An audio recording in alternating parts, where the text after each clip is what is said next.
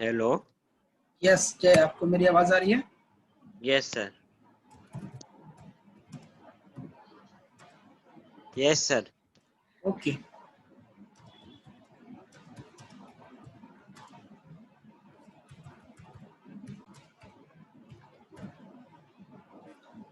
चलो,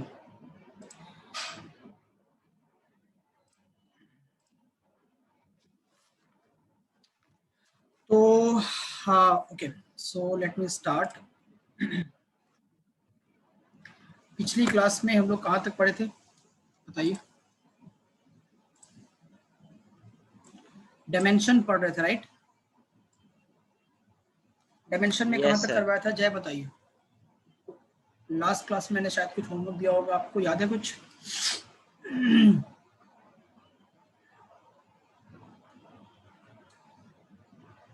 last class में हमने आपको कहाँ तक करवाया, मुझे ये बताइए। लास्ट टॉपिक बताइए, लास्ट क्वेश्चन बताइए जो मैंने करवाया था।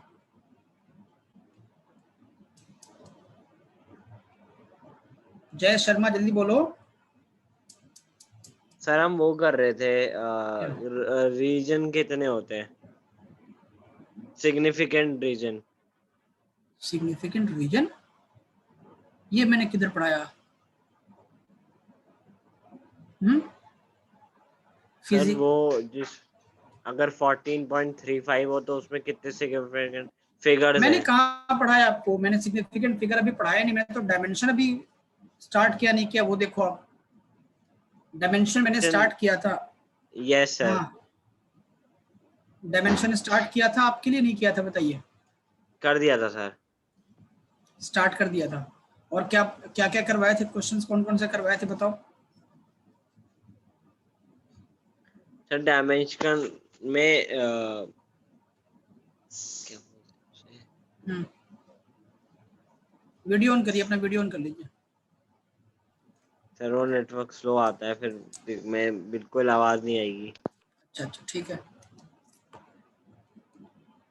अब बताइए कौन कौन सा किया था, जल्दी बताइए।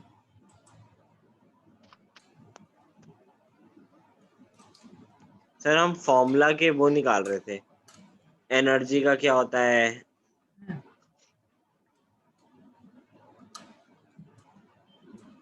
ओके,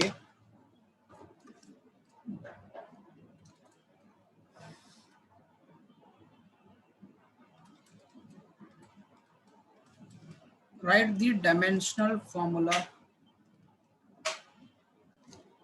डायमेंशनल फॉर्मूला आपने अब तक एक नोटबुक फिजिक्स के लिए अलग नहीं किया है?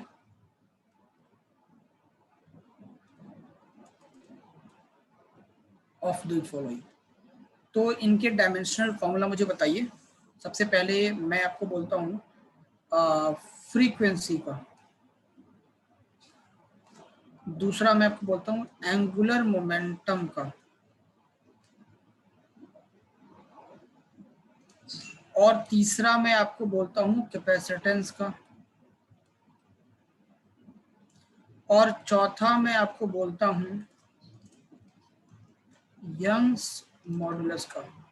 Young's modulus of intensity. और पांचवा मैं आपको बोलता हूँ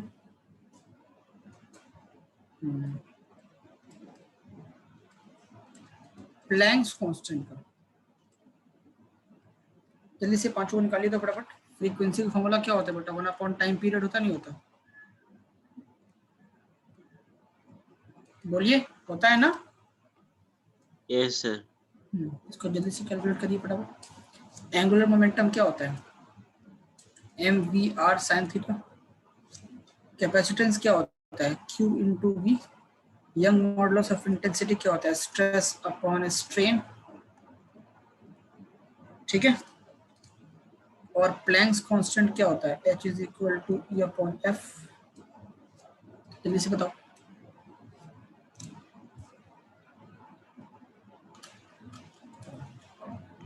सर 80 हम्म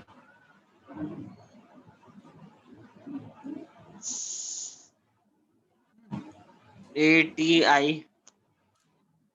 की पावर 1। ATI कौन सा? सर सबसे पहला वाला। फ्रीक्वेंसी है मेरे भाई, फ्रीक्वेंसी है। और फ्रीक्वेंसी का जो फॉर्मूला है वो है 1/t, यानी कि ये होगा 1/t, यानी कि ये होगा t इनवर्स, यानी कि m की पावर 0 l की पावर 0। मुझे तुम बता ही नहीं रहे हो कि मैंने कहाँ तक करवाया था।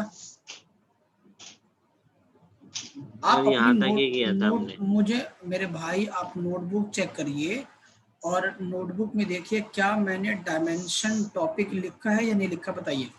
लिखा है सर। उसके बाद क्या लिखा है? सर उसके बाद आपने ये मेरे को क्लास में 20 ऐसे क्वेश्चन दिए थे और हमने 20 क्वेश्चन किए थे। क्लास में 20 दिए थे, 20 किए थे। उस 20 यस में सर। क्या फ्रीक्वेंसी था, ये था, ये था, ये था, ये था, बताओ। सर फ्रीक्वेंसी ये इनमें से कुछ नहीं था। इनमें से एक भी नहीं था। No sir. ओके, तो m की पावर 0 l की पावर 0 t की पावर -1, ये हो गया आपका फ्रीक्वेंसी का। एंगुलर मोमेंटम का फॉर्मूला होता है mass into velocity into radius, यानी कि डिस्टेंस। एम इसका का कोई m² L1। m का कैपिटल M, v का होगा हाँ LT-1 और r का होगा L, L ml तो square m T-1। Square. Capacitance का होता है Q into V, sorry Q upon V. Q क्या होता है? चार्ज का होता है AT,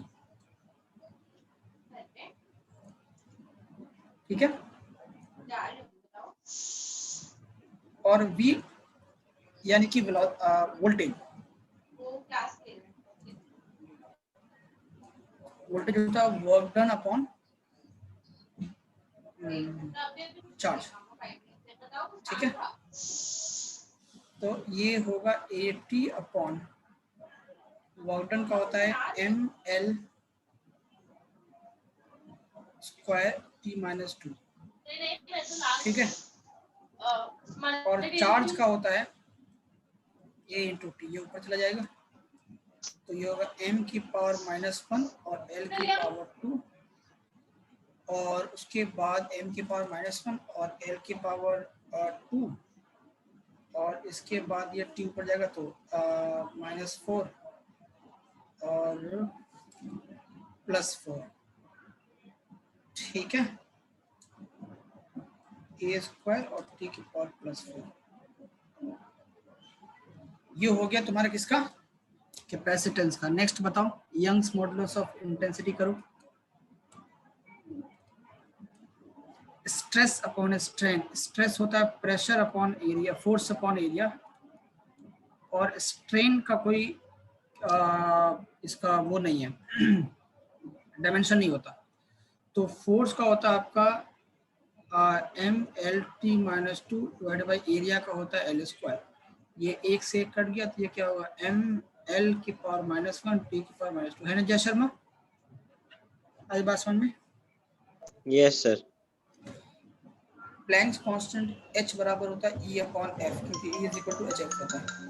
E बोले तो एनर्जी, तो ये होगा ML स्क्वायर, ठीक है, और T की पावर -2, T की पावर -2, ये होगा एनर्जी का अपॉन F जो है, यानी कि फ्रीक्वेंसी होगा T की पावर -1। तो ये कटेगा तो T की पावर -1 बचेगा, तो ये होगा आपका H का प्लैंक्स कांस्टेंट का होगा ML स्क्वायर T की पावर -1। ये नाना हो जी को गया फोन आपका, कर लो।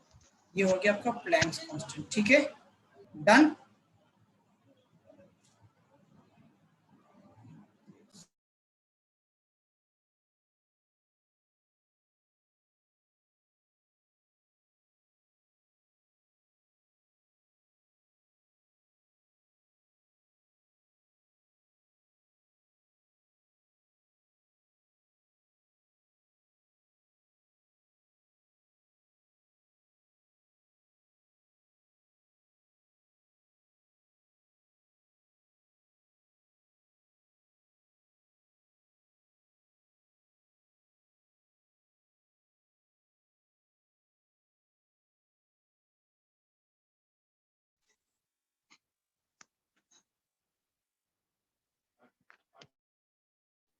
हेलो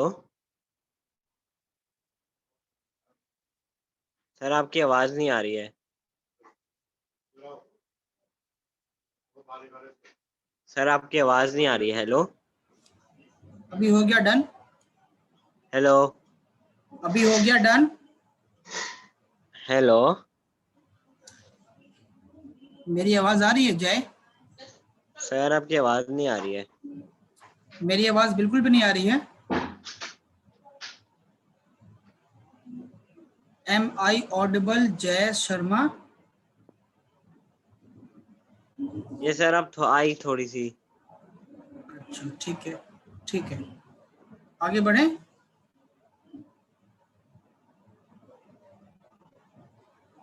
आगे बढ़े, यहाँ तक हो गया? Yes sir. ठीक है,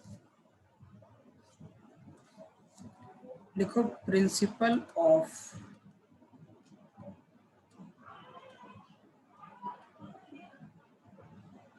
होमोजेनिटी। प्रिंसिपल ऑफ होमोजेनिटी क्या होता है? प्रिंसिपल ऑफ होमोजेनिटी वो ये कहता है कि अगर कोई हमारे पास इक्वेशन है या कोई हमारे पास फॉर्मूला है तो वो भी डायमेंशनली करेक्ट होता है और आप उसको हम चेक भी कर सकते हैं, ठीक है। और दूसरी बात ये है कि अगर मेरे पास कोई इक्वेशन है तो उसके अंदर जितने भी टर्म्स यूज होंगे उन सबका डायमेंशन सेम होना चाहिए, क्योंकि हमें पता है कि सेम फिजिकल क्वांटिटी ही ऐड हो सकती है या सब्ट्रैक्ट हो सकती है सेम। यानी कि आप डिस्टेंस को डिस्टेंस में ही ऐड कर सकते हैं, स्पीड को स्पीड में ही ऐड कर सकते हैं, टाइम को टाइम में ही ऐड कर सकते हैं। कभी आप ऐसा नहीं कर सकते कि डिस्टेंस प्लस स्पीड बराबर समथिंग, नहीं कर सकते। डिस्टेंस स्पीड ऐड नहीं हो सकता, करंट और वोल्टेज ऐड नहीं हो सकते। आप मेरे बात समझ रहे हैं ना?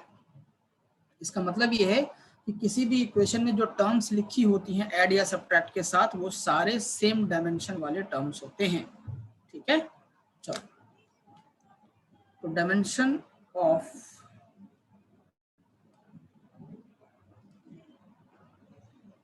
The dimension of each term of an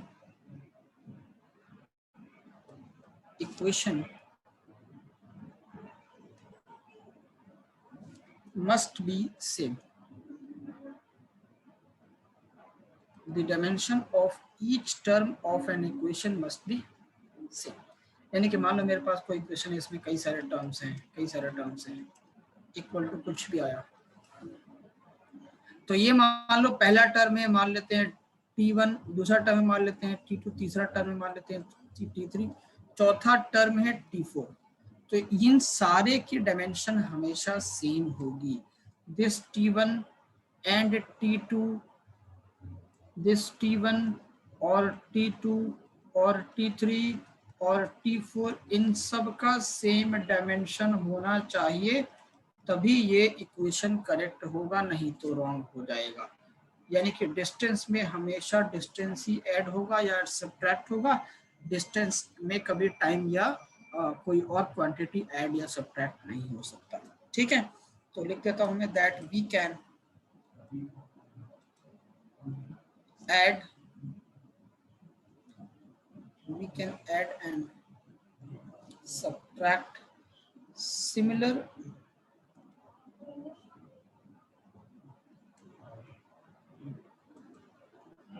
physical quantities. We can add या subtract similar physical quantities only.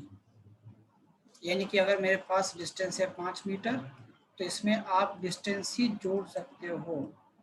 आप लिखा मेरे पास टाइम 10 सेकेंड, इसमें आप 11 मीटर डिस्टेंस नहीं ऐड कर सकते, राइट। चलो, तो ये कहाँ पे हेल्प करता है? ये हमें हेल्प करता है find the dimension of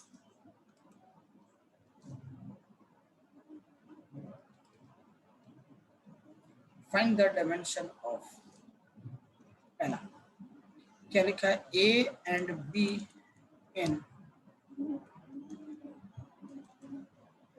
V बराबर ए प्लस बी टी, ये कोई मेरे पास इक्वेशन है, इसमें v जो है ये आपका वेलोसिटी है और t जो है लिखा है वो टाइम है। तो आपको a और b का डायमेंशन कैलकुलेट करना है, a और b का डायमेंशन कैलकुलेट करना है। बहुत सिंपल है, बहुत सरल है। हमें दिख रहा है साफ साफ कि यहाँ पे जो a है और जो bt है ये दोनों आपस में ऐड हो रहा है, तो a का डायमेंशन और bt का डायमेंशन सेम होना चाहिए, है ना। और जब सेम डायमेंशन वाली चीजें ऐड होंगी तो इस v का डायमेंशन भी सेम ही होगा, यानी कि दो स्पीड जुड़ के स्पीड ही आएगा, दो डिस्टेंस जुड़ के डिस्टेंस ही आएगा, दो टाइम जुड़ के टाइम ही आएगा। ठीक है, हमें पता है कि जो v है वो वेलोसिटी है, उसका डायमेंशन होता है lt-1। ठीक है, और जो a है उसका डायमेंशन भी v के जैसा ही होना चाहिए, तो देयरफॉर a का डायमेंशन भी lt-1। और जो bt है उसका डायमेंशन भी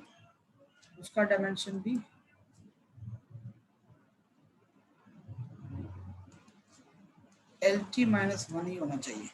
तो क्या होगा, यहाँ पे b का डायमेंशन निकालना है तो आपको t आके इधर डिवाइड करना पड़ेगा ना, तो t डिवाइड होगा तो क्या बनेगा, lt-2 बन जाएगा। तो b का जो डायमेंशन होगा वो होगा lt-2। बोलिए जय शर्मा, आपको समझ आया? b का ये हो गया और a का ये हो गया lt-1 और b का हो गया lt-2। समझ में आया जय शर्मा? बोलिए जय Sharma, is this clear not?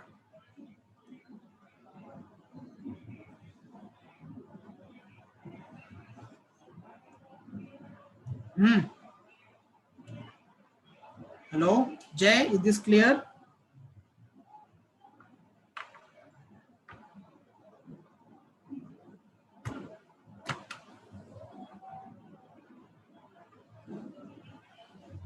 जय शर्मा, इज दिस क्लियर और not?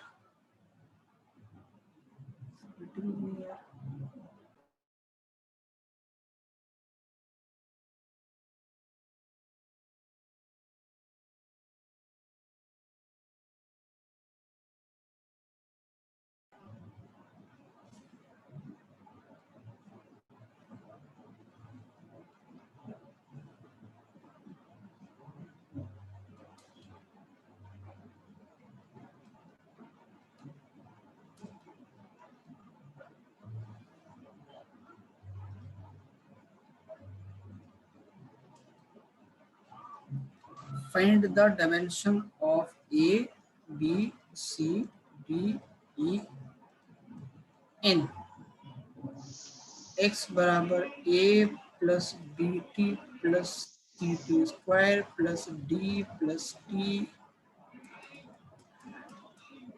D T cube upon E plus. यहाँ तक समझ में आया जय शर्मा? बोलो। एक तो ये इतना हैंग होता है ना यार। Yes yes sir. तो अभी हमें डायमेंशन निकालना है किसका, A B C D E का। इक्वेशन क्या है, x is equal to A plus B T plus C T square plus D T cube upon E plus T. ठीक, तो हमें यहाँ पे दिख रहा है साफ साफ, मैंने बोला कि जो x है तुम्हारा वो क्या है, डिस्प्लेसमेंट है, और यहाँ पे जो t है वो क्या है, आपका टाइम है। तो बाकी का डायमेंशन निकाल लीजिए, बहुत इजी है, बहुत इजी, बहुत बहुत बहुत बहुत बहुत इजी। देखो a B T C T square और ये पूरा टर्म, ये सभी के सभी ऐड हो रहे हैं तो सबका डायमेंशन सेम होगा। और ऐड होने के बाद क्या मिला आपको, x मिला, x से डिस्प्लेसमेंट, तो x वाला ही डायमेंशन a का भी होगा, bt का भी होगा, सी टी स्क्वायर का भी होगा, और आखिरी वाला जो है D T cube upon E plus T उसका भी होगा। ठीक है, हमारा सोल्यूशन क्या होगा, दैट x का जो डायमेंशन है वो आपका है क्या, लेंथ। ओए तो देयर मैं नहीं जा रहा हूँ ना, दीदी जा रही है। Yes sir. देयरफॉर a का डायमेंशन, जब कुछ ऐसा घर पे बात किया करो तो माइक म्यूट कर लिया करो, पहली बात। और दूसरी बात ये है कि आप ऐसी जगह पे बैठ के क्लास किया करें जहाँ पे डिस्टर्बेंस ना हो, है ना। और अगर कोई डिस्टर्बेंस करे भी तो उसको मना कर दीजिए, please I am doing my class, please don't disturb me, that's so I yes do. Sir. हाँ, दैट्स सो आई डू। ठीक है, तो ए यस का सर, आई हैव डायमेंशन क्या शिफ्टेड होगा? To a noise not noise. Good, ठीक है। अभी क्या होगा, ये बी टी, देखो बी टी का डायमेंशन भी क्या होगा आपका, वो एल के बराबर होगा। और यहाँ पे टी इधर आएगा तो क्या होगा, बी का डायमेंशन क्या होगा, टी आके डिवाइड में हो जाएगा एल अपॉन टी, तो ये बनेगा एल टी माइनस वन। तो बी का भी निकल गया, ए का भी निकल गया। अब सी का निकाल लें, तो सी टी स्क्वायर का डायमेंशन भी एल के बराबर होना चाहिए। तो यहाँ पे सी का डायमेंशन निकलेगा तो क्या होगा, एल अपॉन टी की पावर माइनस टू, यानी कि एल टी माइनस टू। सी का भी निकल गया। अब डी का निकालना है, ई का निकालना है। देखो साफ साफ दिख रहा है हमको कि ई और टी आपस में ऐड हो रहे हैं। जब ई और टी आपस में ऐड होते होंगे तो डेफिनेटली दोनों का डायमेंशन सेम होगा, यानी कि जो ई का डायमेंशन होगा वो टी ही होगा। तो देयरफॉर डी का डायमेंशन क्या होगा, यहाँ पे लिखा है D T cube upon T. क्यों, क्योंकि ई और टी ऐड हो गए तो टी ही टाइम ही देंगे ना। तो यहां से आप क्या कर सकते हो, ये पावर टू यहाँ कर सकते हो इक्वल टू एल। तो यहाँ पे क्या होगा, D T square is equal to L. तो डी का डायमेंशन जो होगा वो होगा एल टी माइनस टू। हो गया, डन। आ गया समझ में? Yes sir. Very good.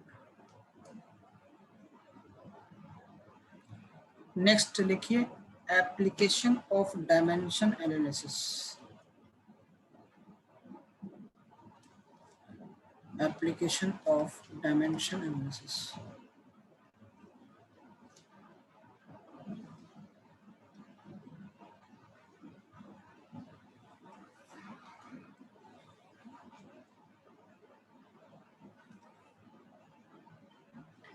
Application of dimension analysis.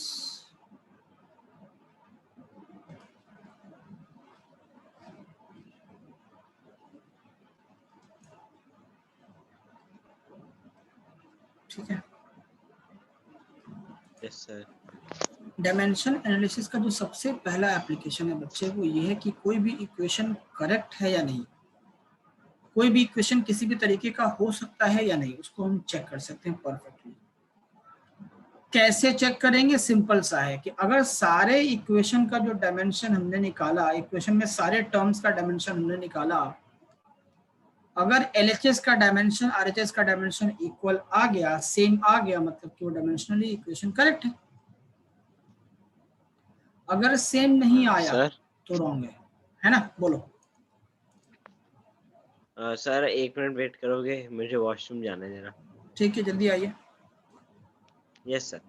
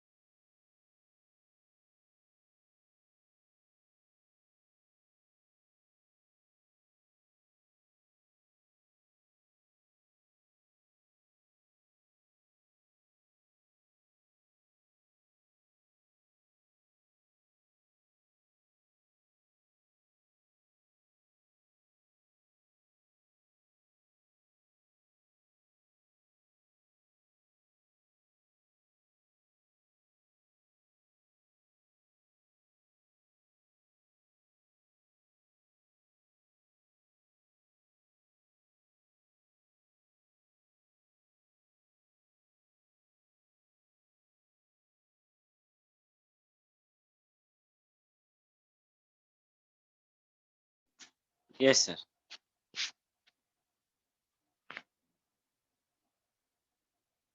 Hello hello hello hello sir, you are not audible. नहीं मेरी अब हेलो अभी आवाज आ रही है? हेलो। अभी मेरी आवाज आ रही है आपको? यस सर, अब आई। Checking the correctness of the equation.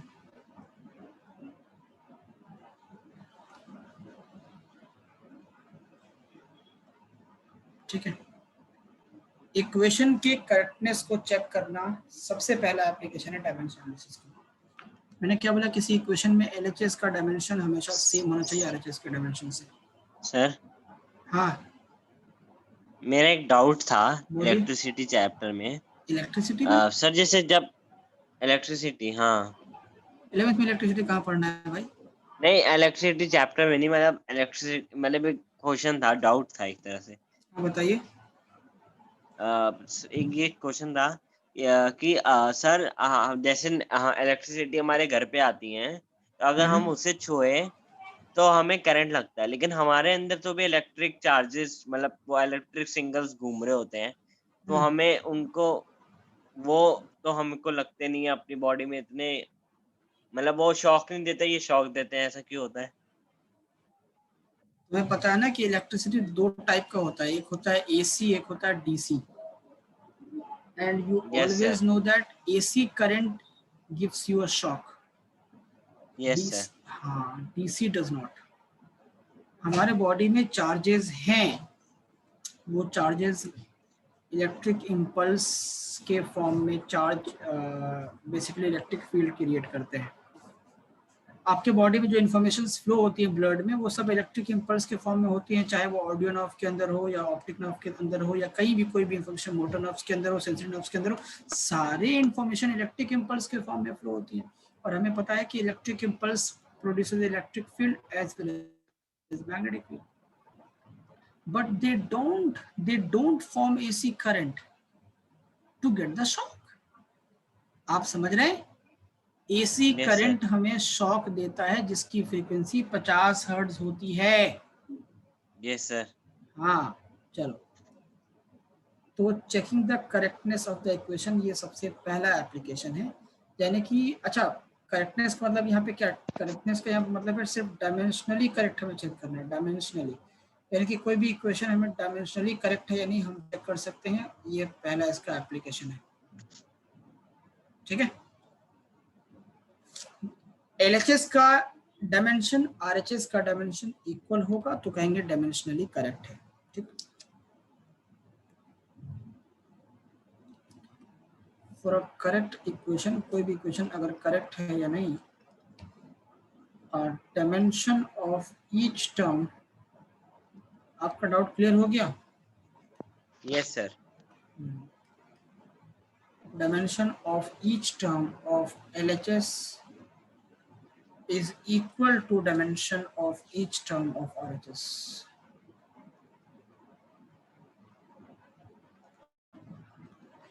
Is equal to dimension of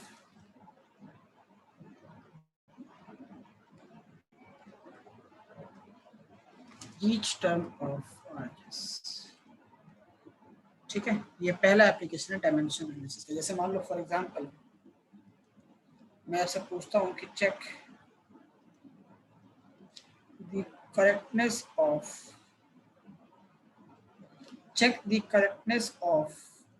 equation s is equal to ut plus half at square। इसके करेक्टनेस को चेक करना है कि क्या ये डायमेंशनली करेक्ट है या नहीं। मैंने क्या बोला, एलएचएस का डायमेंशन निकालो, आरएचएस का डायमेंशन निकालो, अगर सेम है तो डायमेंशनली करेक्ट होगा। तो अगर पहले एलएचएस की मैं बात करूंगा तो एलएचएस में क्या है, आपका एस है, और आपको पता है कि एस क्या होता है, यहाँ पे एस यहाँ पे होता है डिस्प्लेसमेंट, यू क्या है, यू आपकी है वेलोसिटी, और टी क्या है, टी है आपका टाइम। यहाँ पे ए क्या है, ए है आपका एक्सीलरेशन और टी क्या है, टी है आपका टाइम। ठीक है, तो एस का होगा डायमेंशन एल, डिस्प्लेसमेंट का डायमेंशन एल होता है, आरएचएस का डायमेंशन भी एल ही आना चाहिए। चेक करना शुरू करते हैं। आरएचएस में दो टर्म्स हैं, आरएचएस में यहाँ पे दो टर्म्स, एक है UT plus half A T square. पहले बात करते हैं यूटी का। अच्छा, अगर आरएचएस एलएचएस में एल है तो आरएचएस में भी एल ही होना चाहिए, है ना। तो यूटी, यू का डायमेंशन क्या है बेटा, यू का वेलोसिटी है एल टी माइनस वन, और टी का क्या है, टी का डायमेंशन होता है टी, तो ये टी के पावर माइनस वन और टी कट गया तो आया एल। देखो यूटी का भी एल आ गया। अब बात करते हैं हाफ ए टी स्क्वायर का डायमेंशन, चेक कर लो। हमें पता है हाफ का कोई डायमेंशन होता नहीं, तो हाफ तो ऐसे छोड़ दो। एक्सेलरेशन का डायमेंशन होता है आपका L T minus to, L T minus to, और टी स्क्वायर भी है तो ये टी स्क्वायर, फिर ये कट गया तो क्या है एल। तो देखिए आरएचएस का डायमेंशन भी सारे टर्म का एल आया और एलएचएस में भी एल आया, मतलब कि ये डायमेंशनली करेक्ट है। ठीक है, so it yes is sir. Dimensionally correct, ये डायमेंशनली करेक्ट। एक और सवाल मैं आपसे पूछ लेता हूं कि मुझे बताओ कि क्या ये t is equal to 2 pi under root L upon g dimensionally correct है। इसको चेक करो, इसको चेक करना है कि क्या ये डायमेंशनली करेक्ट है। देखो t क्या होता है बेटा, यहाँ पे होता है टाइम पीरियड, टाइम पीरियड पढ़ेंगे हम लोग ऑसिलेशन में। ठीक है, और यहाँ पे l क्या है, length of pendulum, length of pendulum, और g क्या है आपका acceleration due to gravity. Sir ये 2 पाई लिखा है ना? जी 2 पाई लिखा है, 2 पाई का कोई डायमेंशन नहीं होता ना, ये कोई फिजिकल क्वांटिटी तो है नहीं। तो हम लोग चेक करना शुरू करते हैं। तो एलएचएस का डायमेंशन क्या होगा बेटा, देखो एलएचएस में आपका टाइम पीरियड है, तो टाइम पीरियड का डायमेंशन तो टी रहेगा, तो आरएचएस का भी टी आना चाहिए। आरएचएस में चेक कर लेते हैं भाई, जब आप आरएचएस की बात करिएगा तो आरएचएस में यहाँ पे क्या है, 2 pi under root L upon g. 2 pi का कोई डायमेंशन नहीं होता, इसको छोड़ दो बाहर, तो बचेगा अंडर रूट एल अपॉन जी, तो ये होगा एल की पावर 1/2 और जी की पावर 1/2, ये तो होगा ना। एल बोले तो क्या लेंथ है, तो एल की पावर 1/2, नीचे जी यानी कि L T minus two, g यानी कि acceleration due to gravity, ultimately वो एक्सेलरेशन उसका पावर 1/2। Yes sir. तो ये क्या होगा, एल की पावर 1/2, इसका 1 ब्रैकेट 2 तोड़ो, ब्रैकेट तोड़ोगे तो ये क्या होगा, एल की पावर 1/2 इंटू टी की पावर -2 इंटू 1/2, तो ये पूरा कट गया और यहाँ से 2 कट गया, तो ये आया 1/t की पावर -1, यानी कि अल्टीमेटली ये टी आया। तो देखो एलएचएस का डायमेंशन आपका टी था, आरएचएस का डायमेंशन यहाँ पे टी है, यानी कि डायमेंशनली करेक्ट है, यानी कि ये डायमेंशनली करेक्ट है। है ये तो पहला एप्लीकेशन हो गया आपका डायमेंशन एनालिसिस का। ये पहला एप्लीकेशन है कि कोई भी इक्वेशन जो है वो डायमेंशनली करेक्ट है या नहीं, ये आप हम चेक कर सकते हैं यूजिंग डायमेंशन एनालिसिस। ठीक है, दूसरा जो एप्लीकेशन है वो है checking the correctness of units.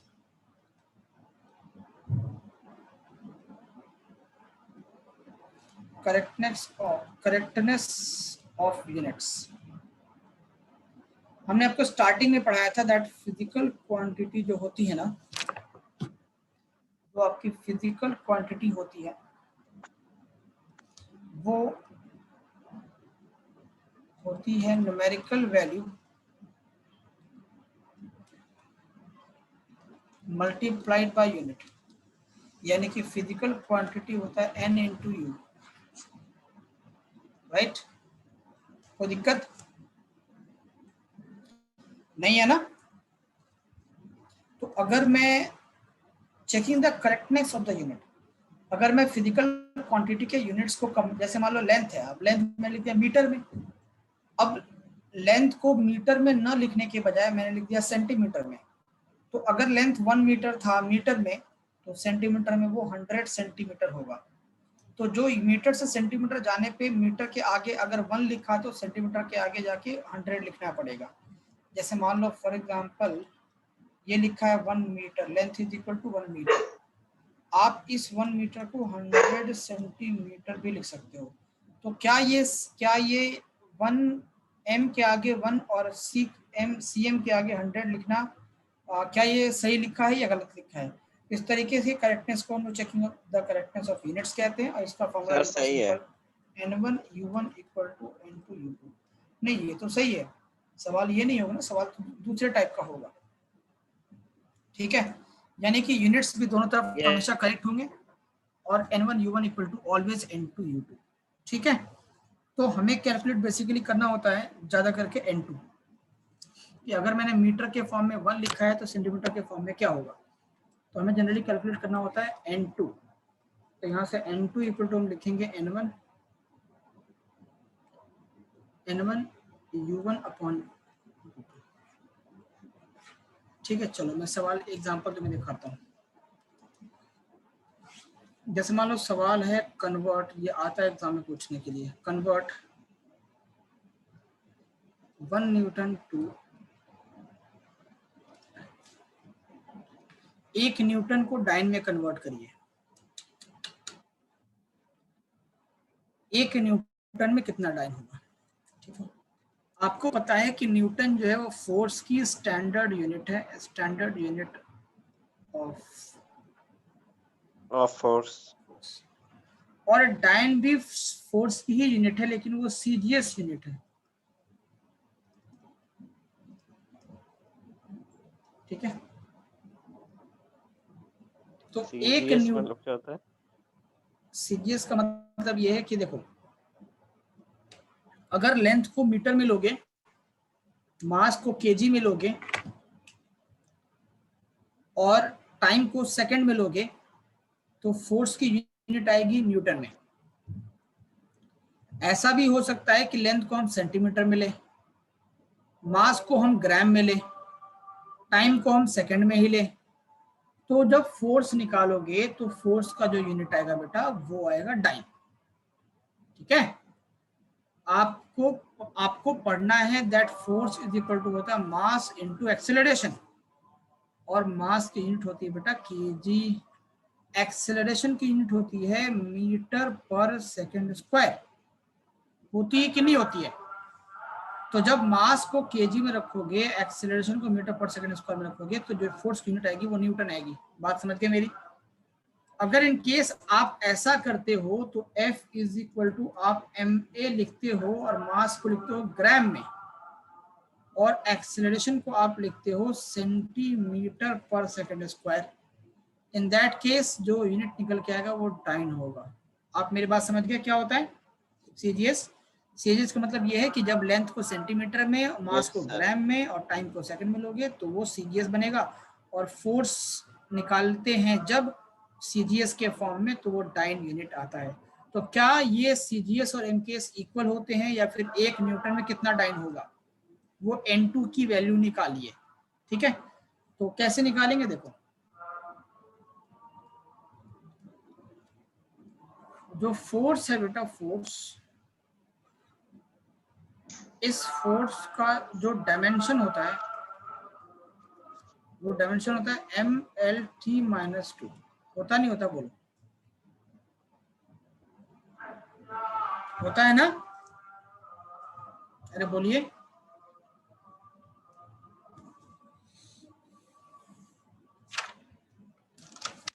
तो 1 न्यूटन जब हम लिखेंगे हम लोग, तो 1 न्यूटन में 1 केजी मीटर पर सेकंड स्क्वायर होगा। ठीक है, अब इसी को जब हम डाइन में लिखेंगे, डाइन में लिखेंगे तो डाइन में कितना होगा? हमें पता है कि डाइन जो होता है वो 1 ग्राम पर सेंटीमीटर, 1 ग्राम सेंटीमीटर पर सेकंड स्क्वायर के फॉर्म में होता है। तो ये कितना डाइन आएगा हमें वो कैलकुलेट करना है। ठीक है, यहाँ पे देखो N1 की वैल्यू होगी 1, ये 1,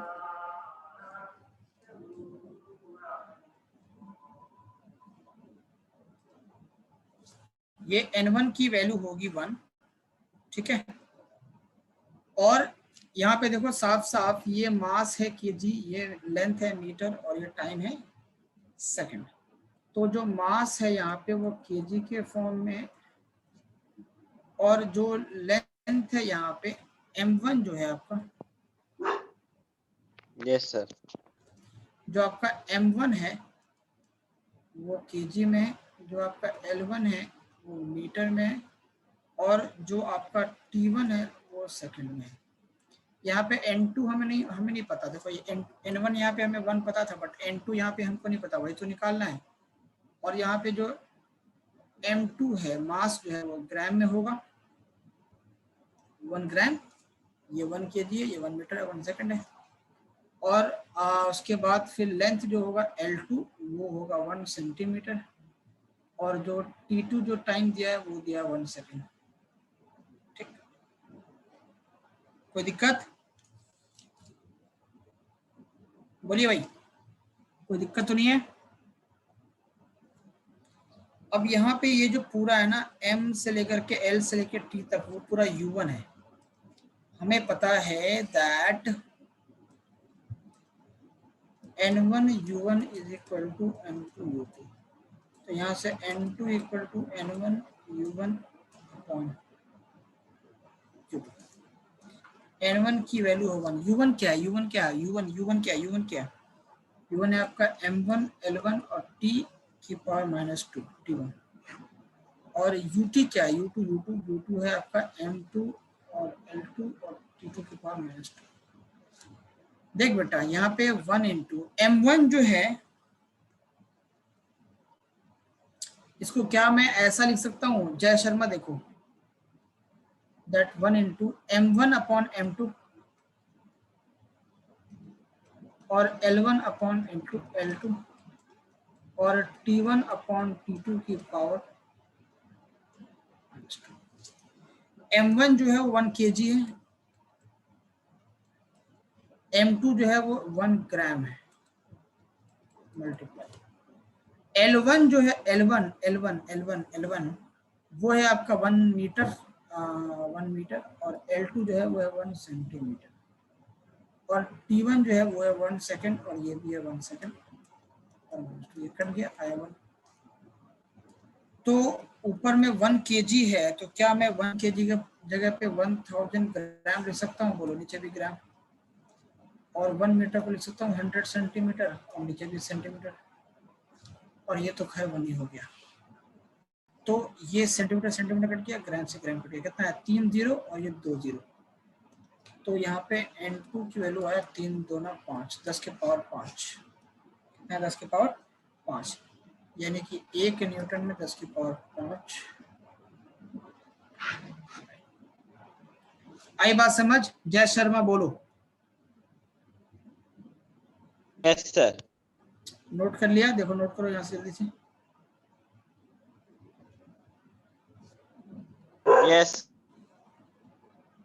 ये कर लिया नोट? ये यस, वाला करो, ये वाला करो।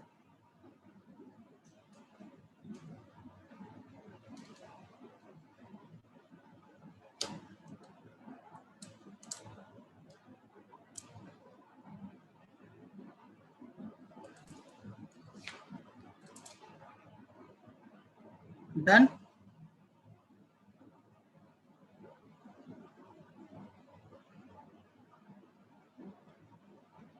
नोट कर लिया जय?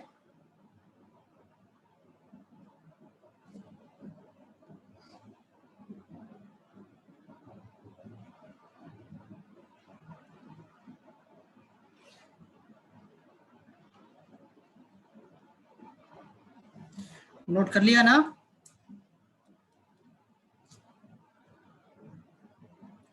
नेक्स्ट क्वेश्चन दे रहा हूं।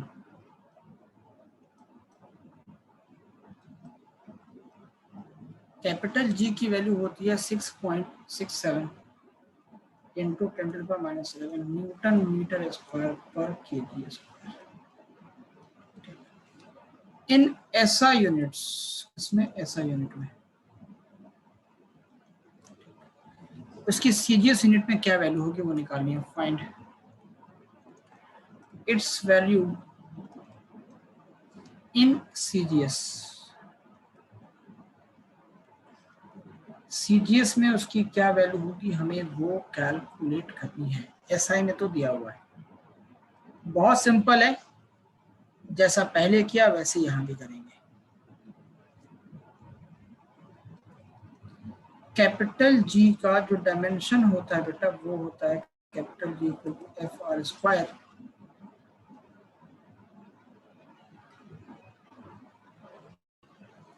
Equal to M1 into M2। Force होता है MLT माइनस 2 इंटू R यानी कि स्क्वायर अपॉन M1 की वैल्यू यानी कि M, M2 की वैल्यू यानी कि M। ये M से M कैंसिल और ये होगा M की पावर -1 और M का पावर 3 और T की पावर -2। ये हो गया इसका डायमेंशन। ठीक है, मैंने आपको बता रखा ऑलरेडी, आप यहाँ पे एक लाइन मारिए। G is equal to 6.67 into 10⁻11 newton metre square per KG square. ये सब किसमें है बेटा? SI के फॉर्म में। तो यहाँ पे N1 की वैल्यू हो जाएगी 6.67 इंटू 10⁻7। मास जो है M1 वो यहाँ पे किसमें है? केजी में है। और यहाँ पे जो आपका MLT लेंथ है L1 वो आपका मीटर में है, 1 मीटर। और जो टाइम यहाँ पे टाइम है वो यहाँ पे 1 सेकेंड है, MLT। कोई दिक्कत नहीं होना चाहिए। तो यहाँ पे इस केस में जो U1 बनेगा यानी कि ये बनेगा तीनों मिला के M1 की पावर -1 और L1 की पावर 3 और T1 की पावर -2। यहाँ पे क्या होगा? G की वैल्यू हमें नहीं पता कितना होगा CGS में, यानी कि 9 सेंटीमीटर स्क्वायर पर ग्राम स्क्वायर। हमें नहीं पता क्या होगी वैल्यू। तो यहाँ पे N2 की वैल्यू हमें नहीं पता और M1 M2 की वैल्यू हमें पता है कि दैट समथिंग इन ग्राम होगा। मान लीजिए 1 ग्राम, मान लीजिए यहाँ पे 1 ग्राम। और M2 के बाद फिर L2 की वैल्यू यहाँ पे क्या होगी? Something in centimetre. और यहाँ पे T2 की वैल्यू होगी समथिंग इन सेकंड, 1 सेकंड। ठीक है, यानी कि यहाँ पे U2 इन तीनों मिलकर हमेशा U2 होता है। U2 कितना होगा? M2 की पावर -1, बस इसके अकॉर्डिंग आपका डायमेंशन के अकॉर्डिंग L2 की पावर 3 और T2 की पावर -2। आगे यूज कर लो, हमें पता है that N1 U1 is equal to N2। N1 की वैल्यू है 6 पॉइंट। अच्छा एक काम करो, पहले डायरेक्टली N2 का एक्सप्रेशन निकालिए। N2 का एक्सप्रेशन क्या होगा? N1 U1 upon U2। N1 की वैल्यू होती है 6.67 इंटू 10⁻11 और U1 की वैल्यू होती है M1 M की पावर -1, M1 की पावर -1, L1 की पावर 3 और T1 की पावर -2। तो ये होगा M1 की पावर -1 और L1 की पावर 3 और T1 की पावर -2 डिवाइडेड बाई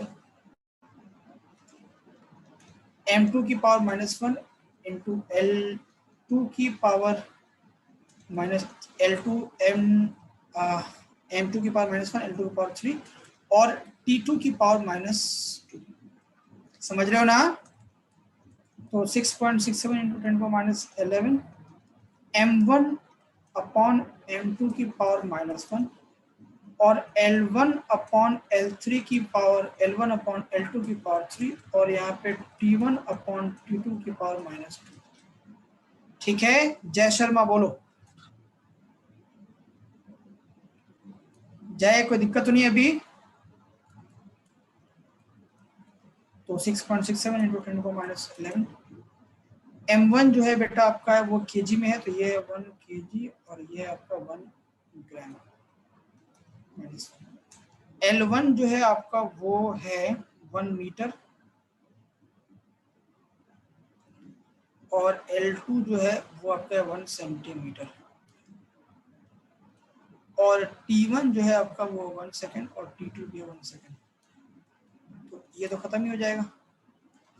अब ये बनेगा आपका 6.67 इंटू 10⁻11 1 केजी लिखा है तो ये होगा 1000 ग्राम अपॉन 1 ग्राम की पावर -1 और ये होगा 100 सेंटीमीटर अपॉन सेंटीमीटर की पावर 3 और ये होगा 1। तो ये कट गया, ये कट गया, तो 6.67 इंटू 10⁻11 मल्टीप्लाइड बाई 1000 की पावर -1 यानी कि 1/1000, 100 की पावर 3 यानी कि 1 2 2 4 2 6 1 2 3 1 2 3, तो ये 3 0 अभी भी है, तो 6.67 इंटू 10⁻11 इंटू 10⁻3 प्लस 3, तो ये होगा 6.67 इंटू 10⁻8 9 सेंटीमीटर सेंटीमीटर पर सेकंड स्क्वायर। जी की वैल्यू सीरीएस में ये होगी 9 सेंटीमीटर पर सेकंड स्क्वायर। बोलो भाई कोई दिक्कत? जय शर्मा कोई दिक्कत? आपको मेरी आवाज मिल रही है? जय मेरी आवाज मिल रही है? बोलो बोलो बोलो बोलो बोलो। हाँ भाई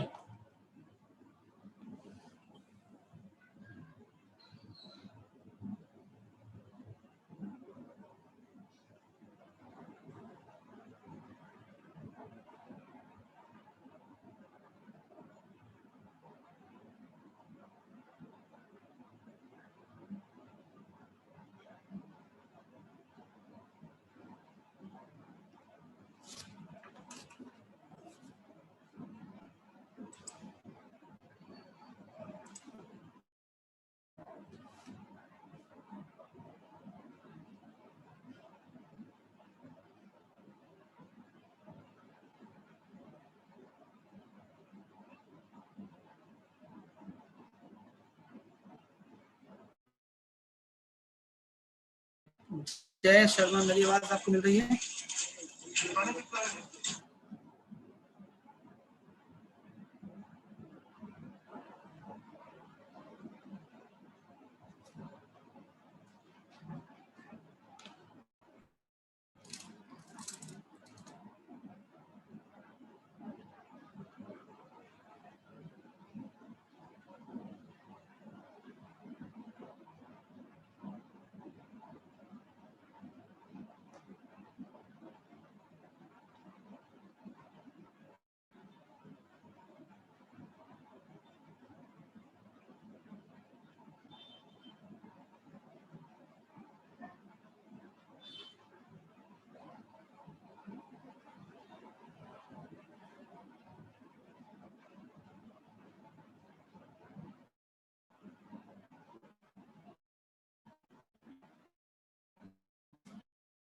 बोलिए ना।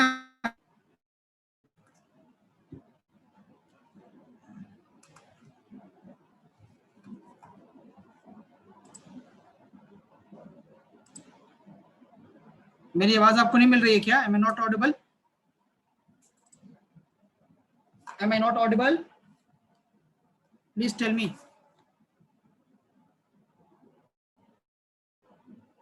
क्या परेशानी है भाई?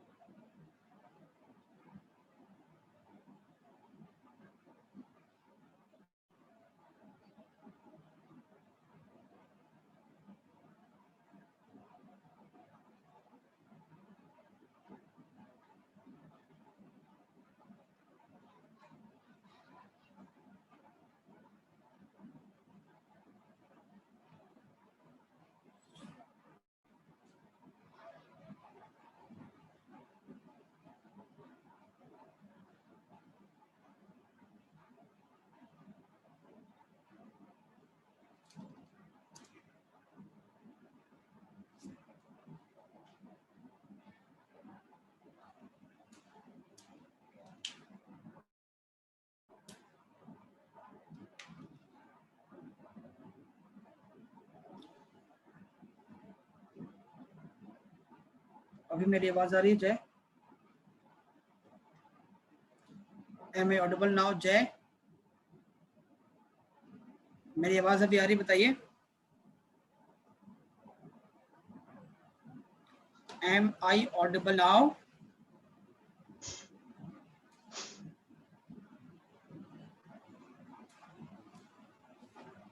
M I audible now?